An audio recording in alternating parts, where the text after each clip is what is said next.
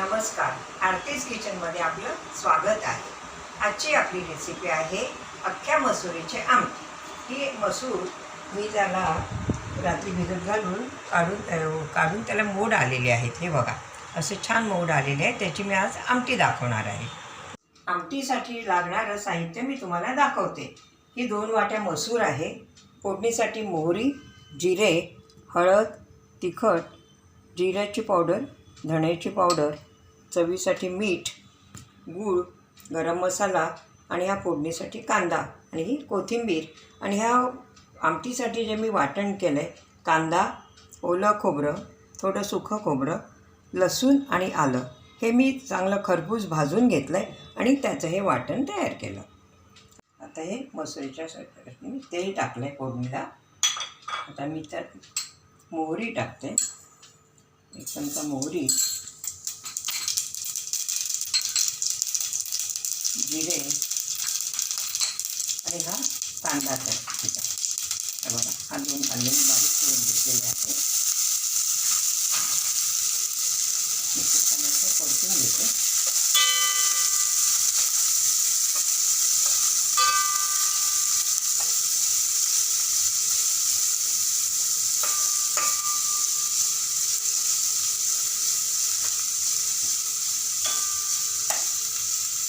दोन मिनटं आपण हा कांदा छान लालसर भाजून घेतलेला आहे।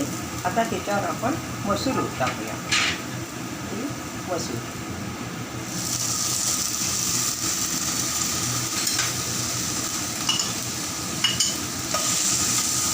आणि मसाले टाकूया। हळद अर्धा टीस्पून,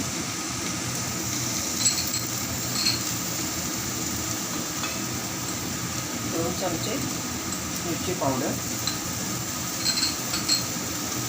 1 चमचा जिऱ्याची पावडर, 1 चमचा धण्याची पावडर। हे सगळं टाकून आपण छान परतून घेऊया।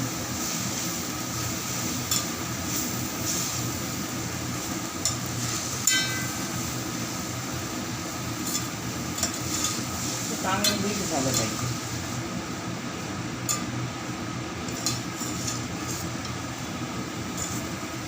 आणि यावर आता आपण पाणी ओतून मसूर शिजून घेऊया। तर मी याच्यात पाणी ओतते।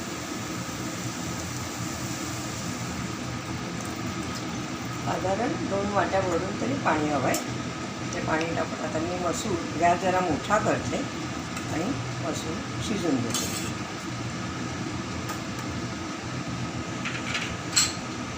छान आपली आता मसूर शिजलेली आहे। हे बघा,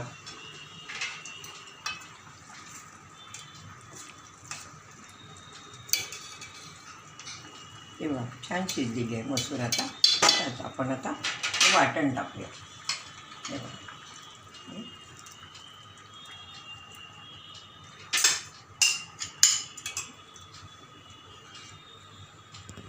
आणि आता हे आपण मिक्स करूया।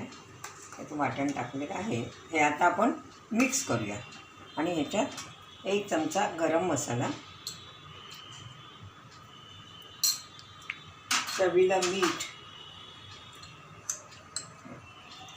साधारण 2 चमचे तरी मीठ लागेल, आणि चवीला थोडा गूळ, तो तुम्ही तुमच्या आवडीप्रमाणे टाकू शकता।